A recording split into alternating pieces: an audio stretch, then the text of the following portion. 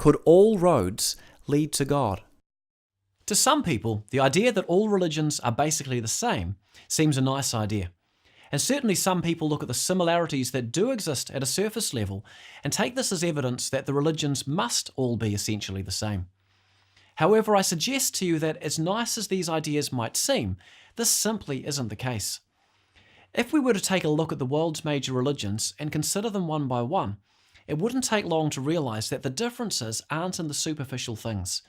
They are in the big things, like whether or not there is a God, whether humans are created special or not, whether evil even exists or not, what is our purpose in life, and then with regard to salvation, what is it, and what would it take for us to get hold of it? For example, if we were to group the religions of the world into three main categories, we would have theism, belief in a God; pantheism, belief in a universal force; and atheism, belief that there is no God. Theism, the belief that there is a God, is the view of the Jews, the Christians, and the Muslims, while pantheism, the belief that there is no God, instead there is just a universal force or higher power, is what many Eastern religions believe, such as Hinduism and Taoism, as well as many people in the West today also. Now, there cannot be a personal God who is also an impersonal force.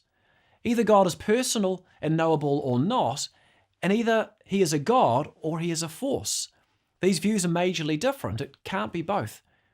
So we have theism, a belief in a God; pantheism, a belief in a higher power or universal force; and a third group, atheism, belief that there is no God, such as is believed by atheists and by many Buddhists. Again, it doesn't take much to work out that there is either a God or no God. There cannot be a God and not a God at the same time. In all cases, it's either one or the other. And if one is true, then that makes the other false. Yes, every religion will have some truth in it, and there is probably honourable things in all the world's religions that we can esteem and learn from them. But to suggest that this makes them all equally true is a big claim, because the differences aren't in the small things.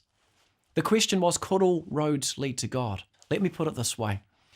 Most of the world's religions don't even believe that a single knowable creator God exists. So it might sound like a nice idea, but really it doesn't make sense. The fact is, the major religions are majorly different in the major things. And this raises a question. Which view is most true? I believe that the search for spiritual truth is the greatest of human quests. Answers are waiting to be found. The question is, are we willing to seek them?